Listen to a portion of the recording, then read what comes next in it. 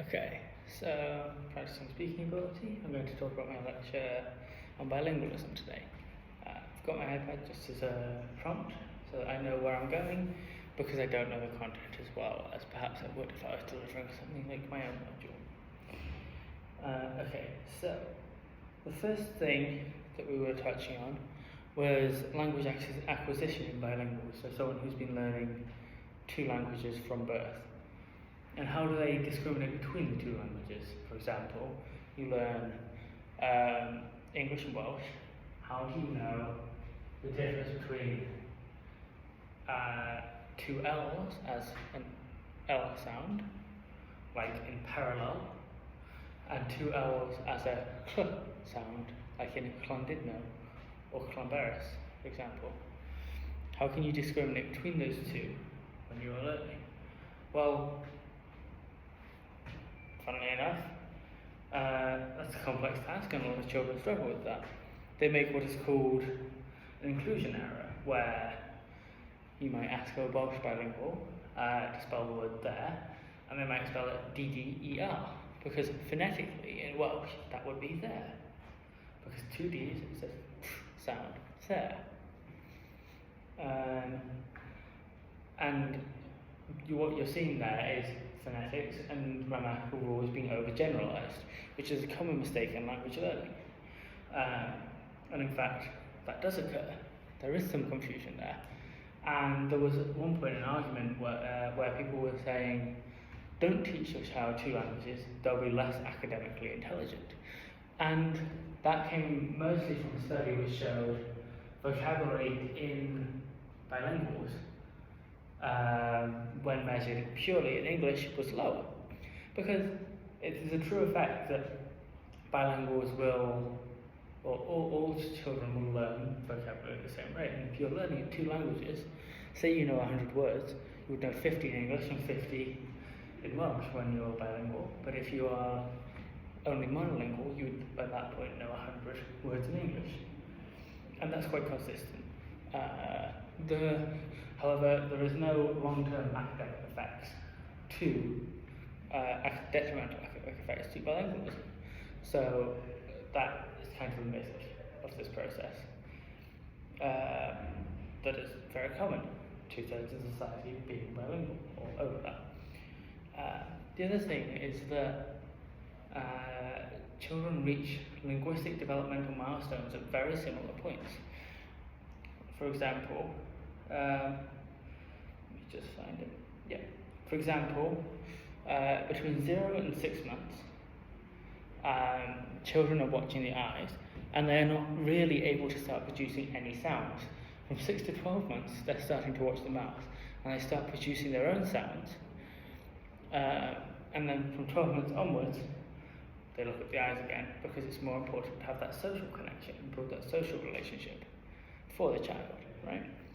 You also have that changes a little in bilingualism, whereby you're still looking at the mouth and the eyes, and that's likely due to the fact that bilinguals have a lot more to learn, so it might take them a bit longer.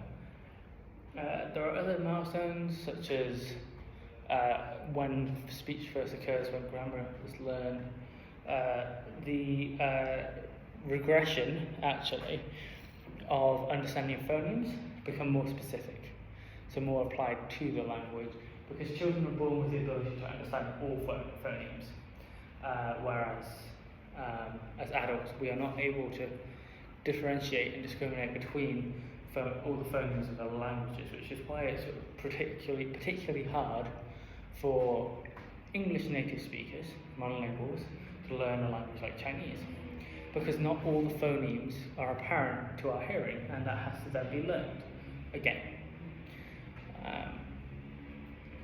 But also it means that you can understand your own language more easily. And that is an effect we see. We see that English monolinguals, well, monolinguals generally, are quicker to recognise their own language than bilinguals are to recognise either of their languages. That's from a study, Bosch and Gales, 1977, where they had speakers out of the visual field on the left and right of a 4.5-month-old child, and the child's interest was measured in how fast they looked towards. So they'd have to turn their head, but how fast they looked towards the speaker. English monolinguals were faster to look towards the speaker of their native language, and bilinguals were faster to look towards the languages they knew compared to languages they don't still. However, they were slower overall on all criteria because they have such a wide phonemic vocabulary that it makes it hard for them to discriminate as efficiently. And there's also then true the effect where you can get get semantics confused between the two languages. So a lot of the research in this study involves game theory, but one example is a word pairs task where they had Chinese bilinguals and English monolingual participants. The English monolinguals were the control, and obviously when a word had similar meaning in Chinese, it made no difference to them. But comparatively, when you had a word pair like, I think it was train and ham, which sound very similar in Chinese and spelled almost exactly identically, the Chinese participants would rate them as more similar, even though the entire task was in English. Building on that, you have studies that show it applies to grammar. You have studies that shows it applies to beliefs, opinions, all of that. Because in reality, where you might assume that you've got two separate areas for each language, they're all stored in one semantic location. So the understanding of language is one bulk in your brain. And distilling which word you need is context specific. And obviously, the word that has the same meaning in another language is quite similar in terms of association to the word you're looking for. So it's likely to crop up. And then, you've got the influence of culture, you've got different understandings of the associations. So it does have a differential effect. And in fact, there's a theory that is one of the reasons, I have a theory that is one of the reasons that the onset of dementia is delayed in Alzheimer's. So there's research showing that, there's research showing that in people with dementia or Alzheimer's or related conditions, the onset is later for bilinguals. And this doesn't apply to population statistics because they've all developed them. So the genetic differences are likely to be minimal. The original hypothesis was that there was less grey matter, right? Less grey matter in the monolinguals, meaning that there was less that needed to decay before you were at the vulnerability point for cognitive decline and a diagnosis for some dementia-related condition. However, studies then came out that showed monolinguals and bilinguals had the same volume of grey matter. Monolinguals and bilinguals with the same volume of grey matter. There was a discrepancy, but even when you compared them at the same level, the grey matter decayed slower in bilinguals. And what that's called is plastic reserve. So the function of your brain to recover from damages using other parts of the brain more quickly.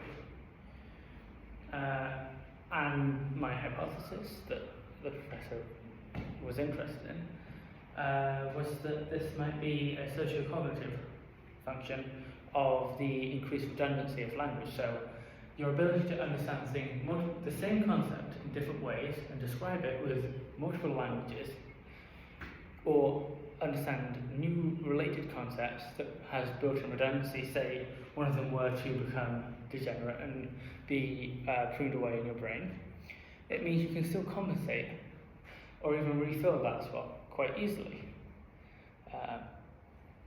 And so you're less likely to get to that point of vulnerability for Alzheimer's.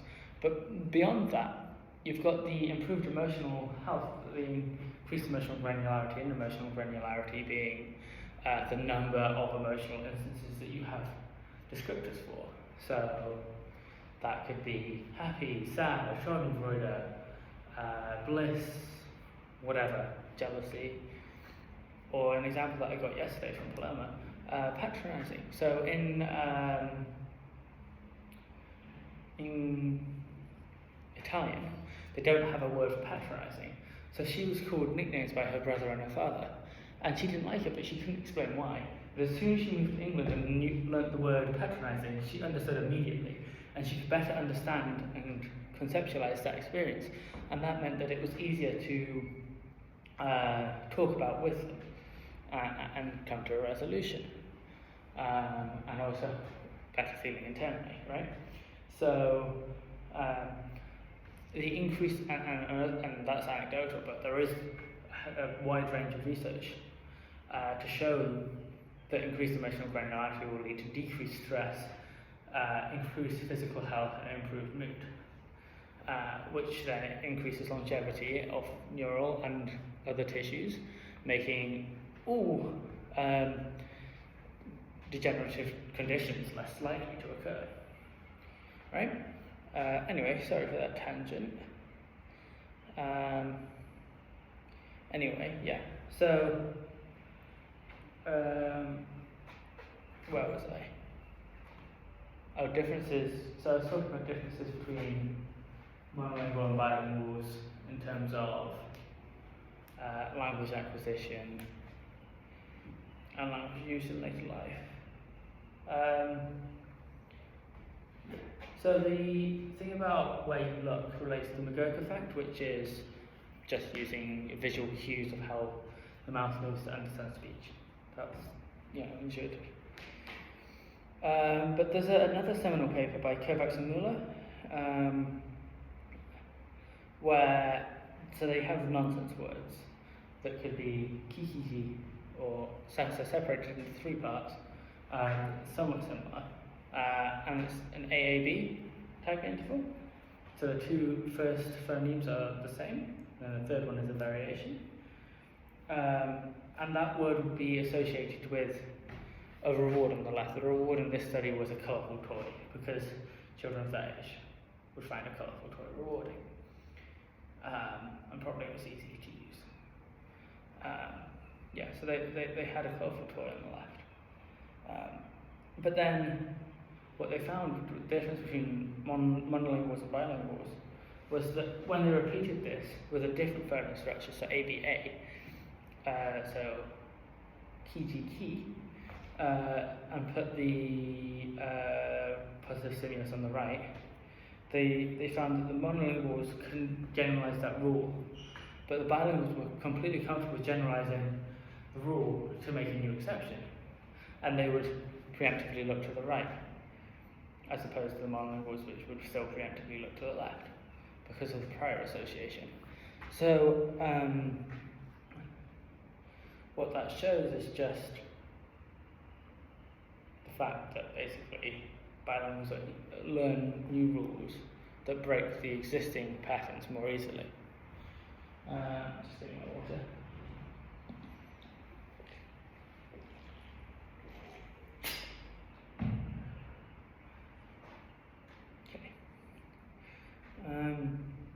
Anyway, there's a model of how bilingual spelling relates to.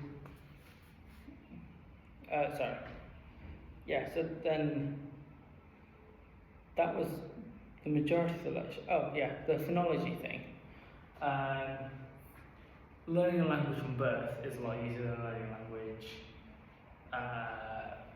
once your conceptual understanding is already solidified.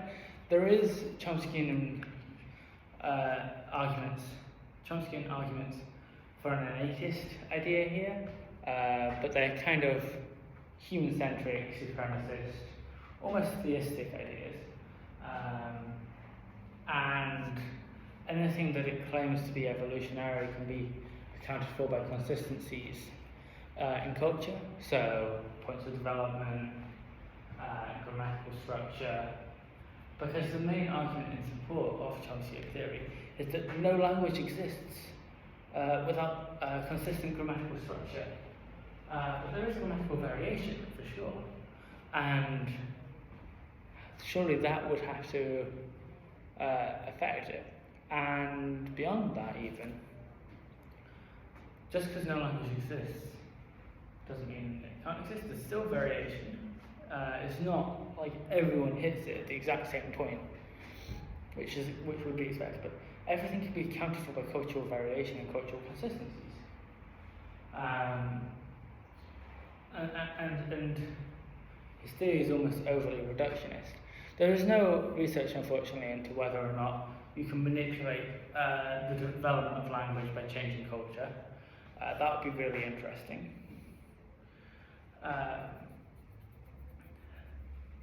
But yeah, so phonology, after we get past the critical period, or maybe I should say a sensitive period of language development, becomes really hard to learn. So there's a fun example of this on YouTube that's dramatized and overdone, but it's Joey from Friends learning French, and he can't get the phonetic sounds in the right order because he doesn't understand them, and that's a key part of learning languages. And we seem to have a sensitivity to that when we're younger.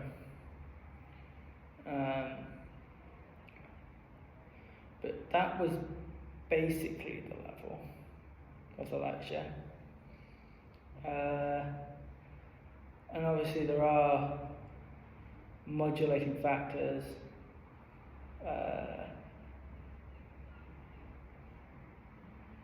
to whether or not languages impact each other and how quickly we learn language and all of that stuff. But that's an area of ongoing research, and there's quite a lot of debate on the topic. The lecture was kind of this brief overview that would allow you to delve into it further. It was quite good, actually, yeah. But the main takeaway was basically context is everything for bilinguals, understanding what words to use and what spelling to use.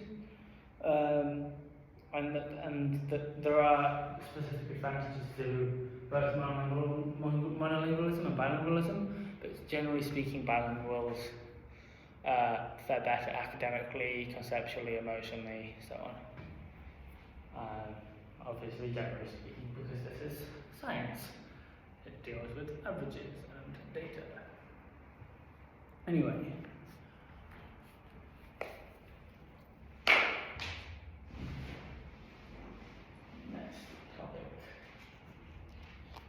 I go running because punching people is frowned upon. Yeah. So I spoke to Paloma yesterday, and I was speaking to her mostly about whether or not the choice of text was appropriate for her study on schizophrenia. She only played a minor role in the study, but she goes to Bangor, so it was useful for me to communicate with her. The tests that they used were the NIMSTIM and MSET tests, both of which are recommended by the National Institute of Health.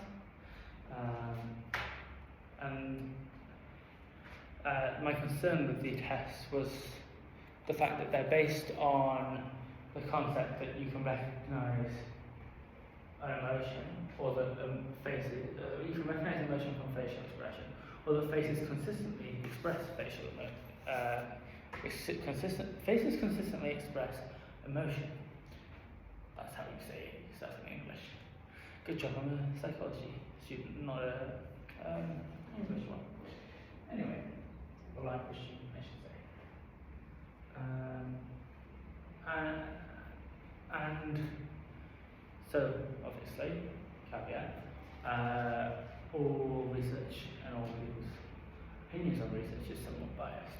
There is, in fact, a lot of research that shows consistent groupings of emotional experiences within a certain context, within a certain culture, within a certain geographical location, within a certain environment. So, what we've got there is the concept of weird populations, westernized, educated, industrialized, rich, democratic populations. which when you think about it, is actually quite a limited sample. And what you find is, whilst yes, there are groupings whereby as anger increases blood pressure, or I don't know, what are some examples? Calmness is when you're at a neutral state. But then what is no emotion? Anyway, the groupings themselves don't make too much sense.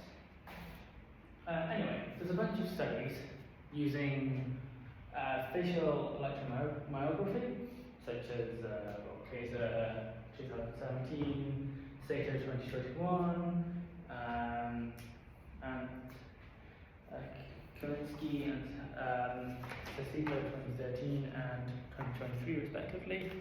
And I'm sure there's a lot more, but you really want to listen to me talk about list references all day. Well, they use facial electromyography, which is basically a tool that just scans facial expressions and and then they look for a pattern of consistency between expressed or what they call facial units of movement, which is basically just doesn't move by a centimeter this way, that way, whatever. And there is no consistency in any of these studies. So when you've got these theories out there saying that right, emotions must be universal, they always happen the same way. Everyone can judge these facial expressions or these stories. It's like everyone in a Western society that has grown up on these concepts, that has seen these over-dramatized responses, can probably judge them. But what about we look somewhere else where we have different interpretations of what emotions mean, different words about emotions, different concepts, descriptions of them. You know? An extreme example would be people thinking about death and people going, in one culture, oh no, I've lost my relative, it's really sad. Fair enough. Another culture, you're talking about loss of relative. Oh yes, they've got to go to heaven, they've got to go to the afterlife, they're going to see the spirits. They're living a great life now. I'm really happy for them. Yes, I'm a bit sad that I don't get to see them, but I can't wait for when I go there and hear all about it. There about sirens. Anyway, back to the study I was asking about with Clinton. The main thing that was inconsistent was, well, the main finding of that study was that once you account for differences in neurocognition, so that's just your ability to think. In first episode schizophrenics, what they found was their ability to understand and perceive emotion was decreased. It's like, whoa, major finding. There must be damages to this part of the brain that link to schizophrenia. It's like, maybe. So you've always got to look at these studies and go, oh yeah, you're a massively respected academic, I can that. But maybe. Another explanation would be the fact that the first episode of schizophrenic has trouble telling what's reality now. So there's so much going on in their brain, it's stressing all the time.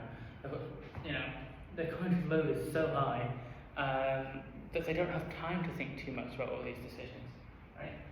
If I couldn't work out what was real and what wasn't, and I was going through such a transitional process, first of all, I don't think I would care too much about recognizing emotions.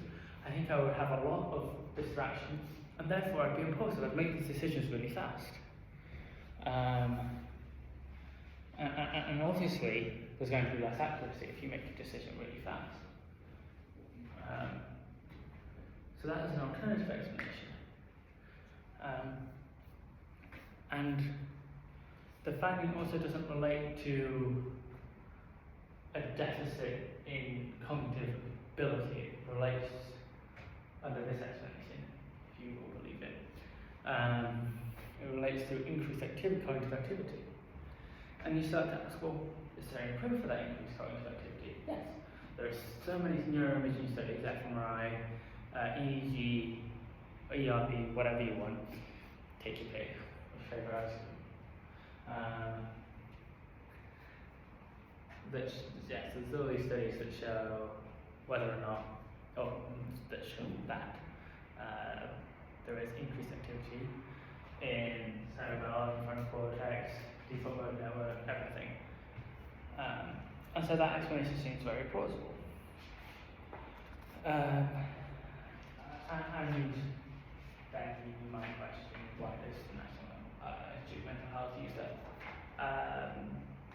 that study, you made that standardized study? Well, it's based on a popularized theory of emotion that are innate and universal. You know what my opinion of that is.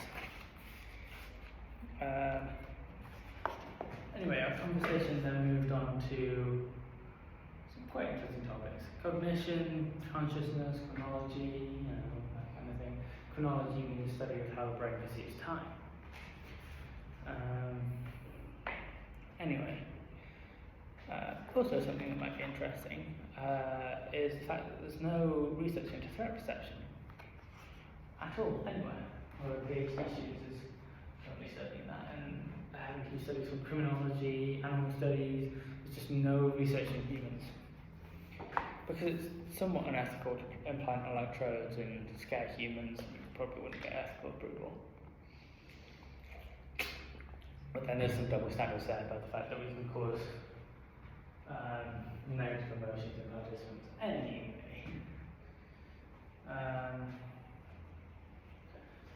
What the default mode network is the area or the pattern of brain activity which is consistently activated whilst you are awake. So there are no studies on coma patients, unfortunately. That would be really interesting to see whether or not the part of the default mode network shuts down, or it's limited in expression, can't communicate with other parts. I don't know. So many theories that are possible. But compared to anesthetized patients, it's the area of the brain that lights up when a person is conscious or a brain is conscious. It would be a bit weird to just sit here in a room full of brains, but that's essentially what we are: brains and bodies. It's not going into dualism. It's one system that all interacts. Dualism is a bit simplified in my opinion. It's more like polyism. Multiple systems all interacting with each other at different levels, and they work on their different systems and different. Anyway, so default mode network activated when a person is conscious, but not when they're anesthetized. It's activated in sleep, obviously, because even though colloquially we'd say you're unconscious, your brain is still completely active. That's why you dream. It's processing and consolidating all of these memories. And if you remember working memory models that we're taught in school, so you've got something like Baddeley and Hitch's working memory model, where you've got your different parts of working memory that deal with different things. You've got your central executive that delegates the tasks. And essentially what it is the part of the brain that takes a stimulus and decides what to do with it and gives a response. That sounds a lot like decision making to me. It sounds a lot like how you would define a person as conscious, whether or not they have the ability to take information from the outside world, stop, and think about it. Because if you don't have that ability, all you're doing is stimulus response. It's just a reflex action.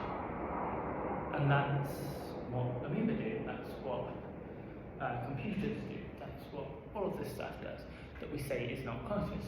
So if we're defining it in the social way, in a way that everyone agrees upon a concept, and therefore it becomes part of our social reality, and that's how its definition occurs. Consciousness is working memory, is your default mode network. Default mode network is the seat of consciousness in the brain. However, the part of the brain that actually does all the inhibiting of the ideas we don't want and tells it to shh is the frontal cortex. So you should say the frontal cortex is the seat of consciousness.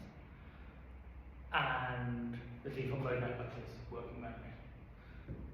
Either way, the action of those two together is what is our conscious mind. And they reference the other parts of the brain and all different processes, and But the default mode network also includes other parts of the brain that do different functions, such as your insula, your prefrontal cingulate, your anterior cingulate gyrus, your all of these things that relate to interoception, so they're part of the limbic system, monitoring the body, and emotion regulation. And you might say, well, how do those two? Why is this one part of the brain doing both of those? Because they're the same thing. Your internal environment and your external environment entirely dictates your emotional state. You are going to feel down if you have felt sick for ages. If you're depressed, you downregulate your immune system. They correspond, but they're different in different cultures, which is important. So that's where emotions are implicated in consciousness. Okay. And to be more specific with the frontal cortex, it's the frontal striatal cortex. And the other point here is the brain is not reactive, it's predictive. We expect what's going to occur and act accordingly. We don't make a decision based on seeing something happen. So, for example, say you're walking down the street, you get to a set of traffic lights, right? You expect the traffic lights to change, therefore you expect that cars will be going through until the traffic lights change, so it's not safe to cross. Or you don't, and there's no cars, and you go, okay, I can see far enough, I can cross. Either way, you're making predictions about what is going to happen. And those predictions that require a lot of thought are conscious. You're thinking about them. Unless it's a case of you've done it so many times, you've gone to a road, there's been no cars, so you've crossed. And your brain goes, get to the road to see the cars, and you start walking with no thought about what will occur. Then what's happening is your cerebellum is taking over, it's an unconscious prediction. You're also unconsciously predicting that the ground beneath you is not suddenly going to turn into lava and melt. Because if that were to happen, you will be getting away from that ground as soon as possible. Right? And how do we know that's possible? How do we know that that's not going to happen? If it's possible, I'm worried. Because we have consistent evidence to show that it doesn't happen, and we have been told it doesn't happen either by exception or explicitly. Exemption. No one has told you to worry about the floor change for lava beneath your feet. Or if they have, you might worry about it.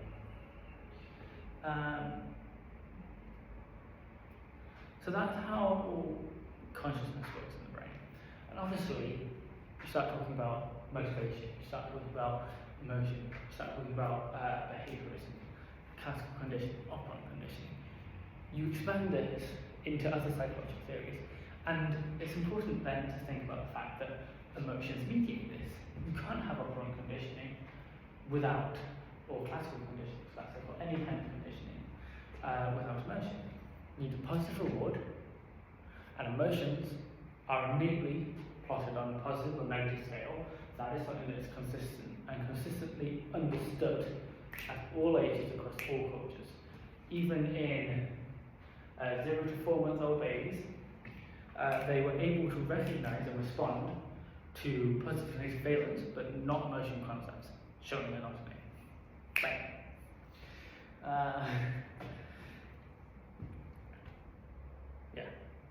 And the more positive emotion, the more motivated you will be to do it.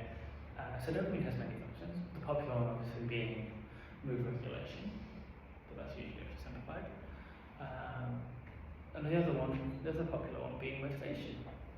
So dopamine is released in expectation of a reward.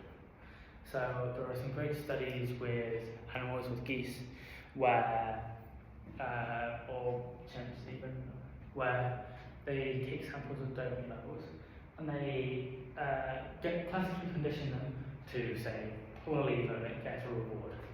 So next time they pull a lever, they take a sample of the dopamine. Before anything's appeared, the dopamine level has risen. Why has it risen? They're expecting the reward, they're motivated, they're happy, they're excited. And then when they don't get a reward, even though they expected it, it goes massively down, way below baseline. And that's how dopamine works, right? But what you're getting there is you're getting operant conditioning, working on the classical conditioning, superimposed. And it's the same for us in everyday life. Stress is negative emotion. Reward is positive emotion. Obviously, the threshold levels, a stressor. I mean, I don't know any research into this, but there's probably a level at which something is a stressor, but we don't care. Either because we don't even bother to attend to it because it's so small of an issue that doesn't really enter our perception. Or, so that could be something like a slight change in the colour of the clouds, hinting that there might be some rain in the next month. Or whatever, right? Oops, sorry.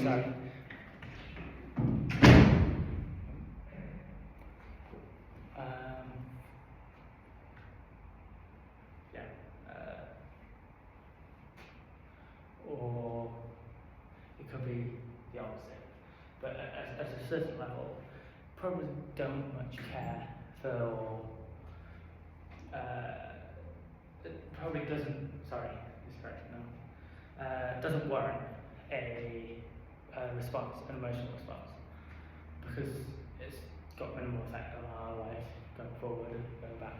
But it makes sense evolution for feelings to be positive and negative. But it also makes sense evolution for emotional concepts to change because they do different things, right? So we talk about the maladaptivity of the stress response being triggered now, where it's still designed chemically for running away from the savannah. The stress response is changing, and that is changing to adapt to our high stress environment. People that have less